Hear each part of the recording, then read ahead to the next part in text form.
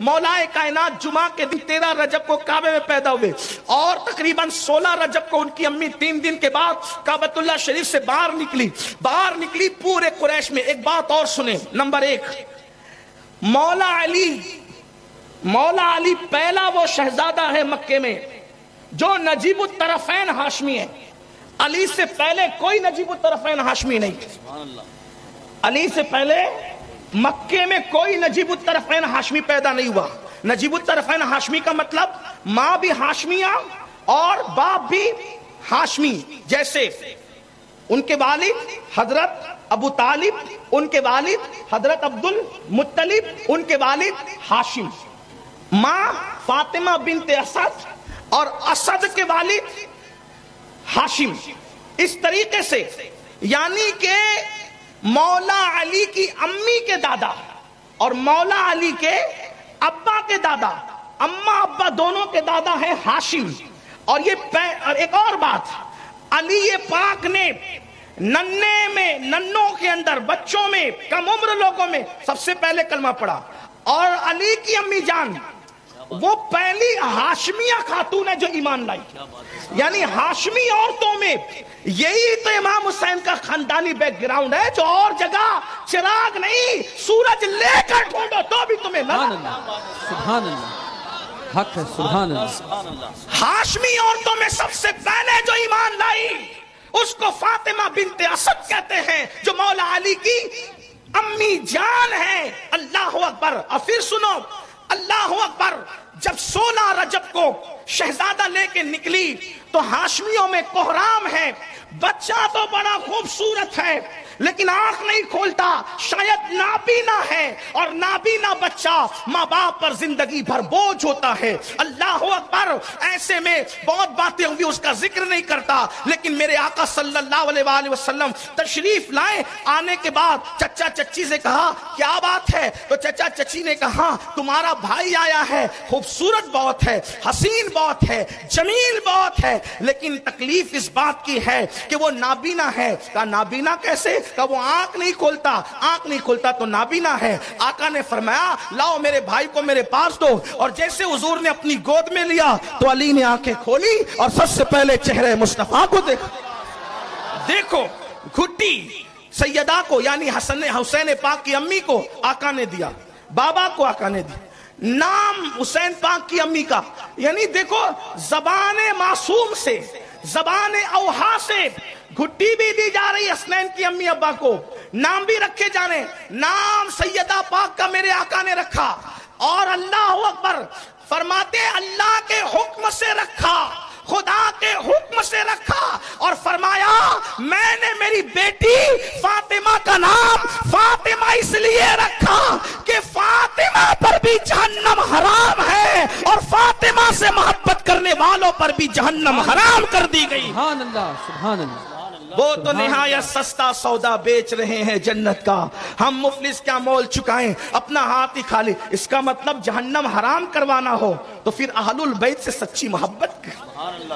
بے دامی بک جائیے بازار نبی میں، بے دامی بک جائیے بازار نبی میں، اس شان کے سودوں میں خسارے نہیں ہوتے اور ملتی نہ اگر بھیک حضور آپ کے در سے اس ٹھاٹ سے منگتوں کے گزارے نہیں ہوتے. یہاں جتنے ٹھاٹ سے جی رہے ہو آخرت میں اس سے زیادہ تمہارے ٹھاٹ باٹ ہوں گے. لیکن نبی اور آل نبی سے وفا کرو، سچی محبت کرو جیسے ہمارے بزرگوں نے کی. بتایا نام رکھا فاطمہ. ادھر مولا علی جب آنکھ کھول کے دیکھا حضور کو، بات اس میں بہت ہے، چچا چچی سے پوچھا کیا نام رکھا اس کا؟ آقا پوچھے نام کیا رکھا؟ ان کے والد نے کہا زید نام رکھا. پھر کہتا ہوں وہ روایتیں بہت ہیں. کچھ لوگ جو ہے نا اپنی من پسند کی کتاب پڑھتے ہیں تو پھر کہتے ہیں کہ یہ تو مجھے نہیں ملا، تو آپ کو نہیں ملا تو میں کیا کروں، مجھے تو ملا نا. مولا علی فرماتے ہیں انسان کو جو بات نہیں پتا ہوتی وہ اس کا دشمن ہوتا ہے. تو آپ کو نہیں ملا تو آپ مجھ سے پوچھیں میں کہاں سے پڑھ رہا ہوں. اور پھر یہ کہتا ہوں میں اہل سنت و جماعت کی کتاب سے پڑھ رہا ہوں. ہاں ڈھونڈیے نا تو آپ کو ملے گا کچھ. علم بغیر کنارے کا سمندر ہے، اور جتنا ہم بول رہے ہیں ہمارے بعد آنے والے اگر ڈھونڈیں گے تو اس سے زیادہ بولیں گے. ہاں کیا نام رکھا؟ بابا نے کہا زید، امی نے کہا حیدر، ماں نے کہا حیدر، بابا نے کہا زید۔ آقا نے فرمایا مگر اس کا نام میں نے کیا رکھا؟ کہا آپ نے کیا رکھا؟ میں نے علی رکھا، اس کا نام میں نے علی رکھا۔ سیدہ فاطمہ بنت اسد کا قربان ہو جاؤں شہزادے تجھ پہ، میں نے یہ جان بوجھ کے چھپایا تھا۔ کیوں؟ اس لیے کہ جب یہ پیدا ہوا تو غیب سے آواز آ رہی تھی اس کا نام علی رکھا جائے۔ دیکھ رہے ادھر بھی نام حضور، ادھر بھی نام حضور، ادھر بھی گھٹی حضور، ادھر بھی گھٹی حضور۔ اس کے بعد داماد کو تو سسر نہیں پالتا نا، لیکن چونکہ یہ صرف داماد نہیں تھی بلکہ چچا زاد بھائی بھی تھے۔ اب ہماری سیرت کی کتابوں میں موجود ہے کہ جب مولا علی کی عمر 4 سال کی ہو گئی، کتنی؟ 4 سال کی، مولا علی کی عمر 4 سال کی ہو گئی عمر شریف، تو اس وقت مکے میں قحط آ گیا۔ قحط آیا تو حضرت عباس ابن عبد المطلب سے اللہ کے رسول نے کہا چچا، میرے چچا کی اولاد زیادہ ہیں جس نے مجھے بہت پیار دیا اور قحط سالی ہے، تو ہم ایسا نہیں کر سکتے کہ ان کے بچوں کو اپنے بانٹ لیں اور بانٹ کر کے ان کا بوجھ ہلکا کر دیں۔ تو رسول اللہ اور حضرت عباس دونوں ساتھ گئے اور حضرت ابو طالب سے کہا کہ ہم چاہتے ہیں کہ آپ کا بوجھ ہلکا کریں، آپ کی اولاد زیادہ ہیں، تو آپ کیا کہتے ہیں؟ تو انہوں نے کہا عقیل کو اور طالب کو میرے پاس رہنے دو، باقی کے معاملے میں آپ لوگوں کو اختیار ہے۔ تو حضرت عباس نے حضرت جعفر کو گود لے لیا کہ اس کی پرورش میں کروں گا، اور صرف 4 سال کی عمر میں میرے نبی نے مولا علی کو گود لے لیا، اس کی پرورش میں کروں گا۔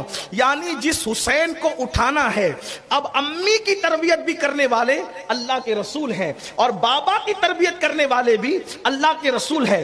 گویا کہ گود معصوم میں، آگوش معصوم میں حسین پاک کی امی کی بھی تربیت ہو رہی ہے اور بابا کی بھی تربیت ہو رہی ہے۔